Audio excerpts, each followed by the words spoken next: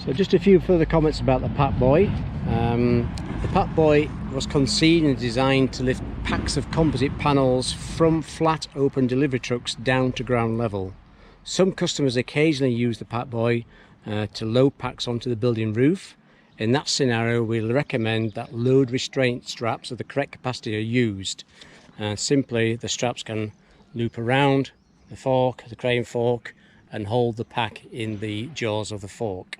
We don't supply those because customers don't really do that very often, but we do have customers who regularly do that operation. It's also worth pointing out that if you land a pack with a pack boy onto a sloping surface, it can be difficult to remove the forks from under the landed pack. That's because of the self-leveling nature of the crane forks and the Pack Boy beam. So you'll find that one fork is loaded and one isn't, and it'll be quite difficult to slide them from under the pack. So there's just a couple of comments about lifting and landing packs onto sloping roofs. I mentioned at the beginning that there are 3 versions of the Pack Boy. We've assembled the standard Pack Boy so far. There is a standard Pack Boy version which we call the Pack Boy Wide, which features these new heavy duty crane forks here.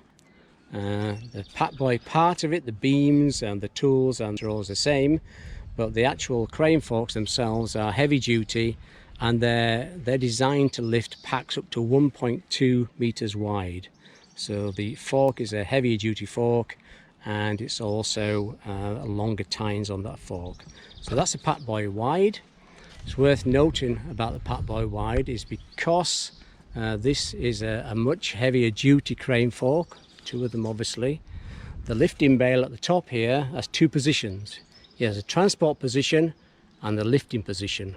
It's now in the transport position where the tensioning spring is disconnected, and there is a short supplementary video that shows you how to connect that so you're into the lifting position.